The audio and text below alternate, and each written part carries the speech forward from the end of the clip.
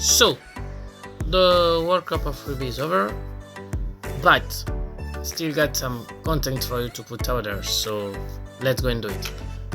After that back-to-box edition, yep, I like the title from L'Equipe because basically it's back-to-back, but since it's the box, they say back-to-box. So that's the game. They also did in the journal all box because of the All Black, but box. See? Yep. But now let's go and do my top 5. But before my top 5, I need to mention some honorary game of the World Cup.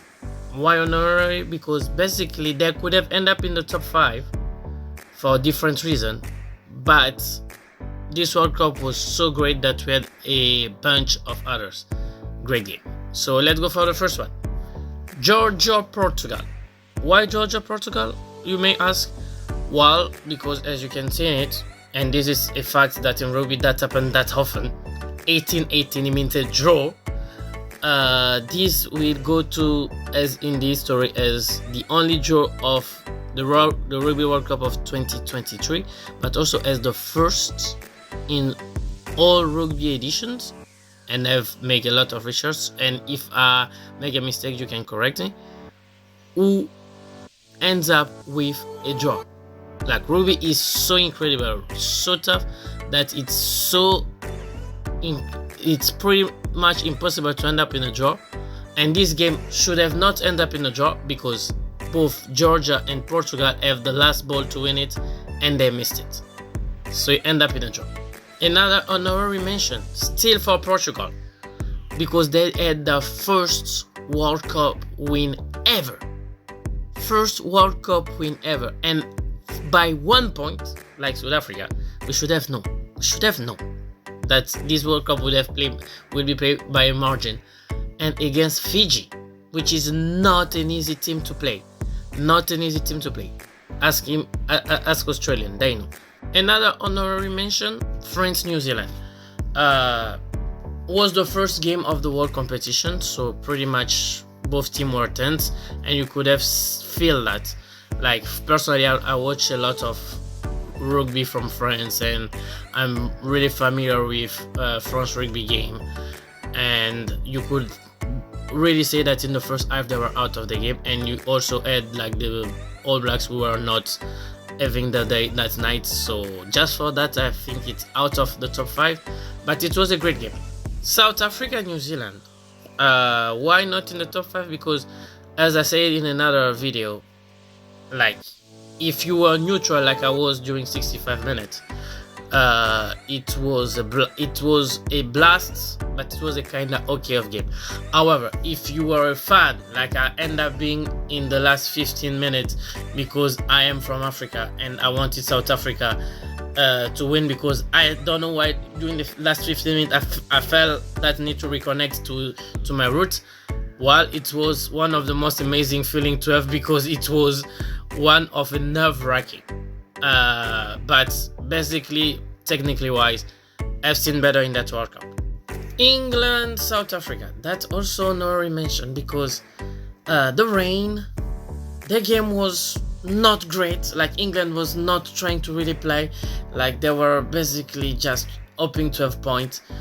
And the Bucks were out of the game for a long moment, and everything got defined by Mr. Perfect, Andrew Pollard.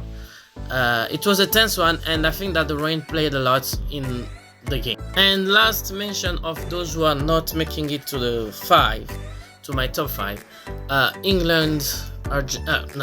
Wales, Argentina. Like, England is so put in mind. Wales, Argentina.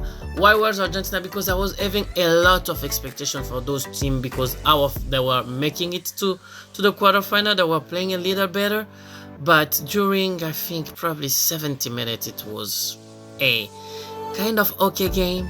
Argentina put up front and fire in the last 10 minutes, and they just push Wales all the way. Everything changed in 10 minutes in this game. It was a really tactical game, really plain game, and I was like kind of deceived of what I was watching, but it was a great finish. Like, if you only saw the last 10 minutes for you, it will probably be one of the best to be in the top 5. I watched the whole game, and yep, the 71st minute was far off the level I wish it could have been. So just for that. And now in the top 5, the game himself, like why this video is basically existing. Fiji, Australia. Why? Because it was an amazing afternoon in Toulouse. I think that's where the game was played. Fiji came without any apprehension. They really wanted to put Australia against the corner. Australia was not having the day. They never had the day during the World Cup. Very weird what Eddie Jones tried to do during this World Cup. Fiji played, I think, the best game in this World Cup. They were fearless. They were hopeful. They were going for in front. They make a kind of combination. They didn't make a lot of error, and they were placed there, and they made a game that I'm probably sure if you watch the whole game you were delighted, and if you were at the stadium you enjoyed being in the stadium. 4th and out of the podium, France, South Africa. Why 4th? I'll explain you why 4th. Because I think the second half was lower than what the first half was. Like the first, if we just had the first half, it would have been number 1 for me. But it didn't carry on my expectation. Like first half was so amazing, and second half was so tactical, so poor.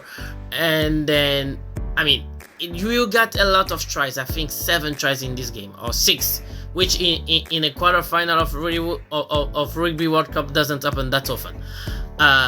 But my goodness, the scenario was amazing. France was up, France was answering. South Africa ended up saving itself, but I was just deceived because the second half didn't carry through the momentum that they got in the first half. Top 3 and bronze medal, Wales, Fiji. Personally, I think that it was one of the best game in this World Cup, especially by that definition at the end. If that ball didn't fall over for Fiji, it would have been incredible. The score could have been 32-33 for Fiji, but like for little margin. Wales were also amazing in that first game. Both teams came with that knowing that they we probably have other 4 games to make the plane and to try to look for what will happen.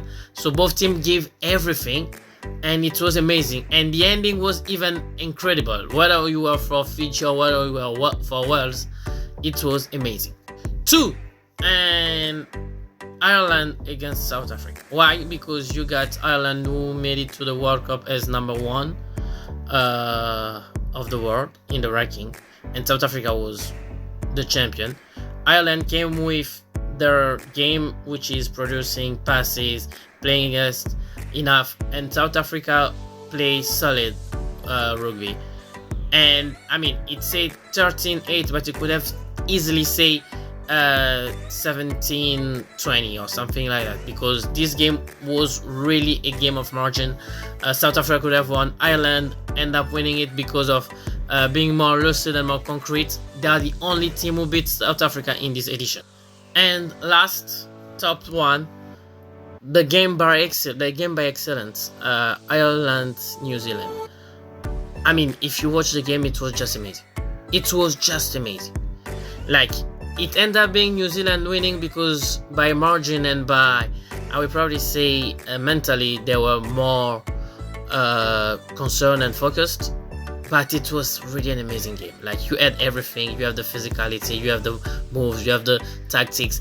Everything in this game was just picture perfect. Even the ending was just picture perfect. Sam Whitelock putting New Zealand to the next round was just amazing. So here goes my top 10, my top 5 and my extras. Thank you for being here and watching my content, and see you next time.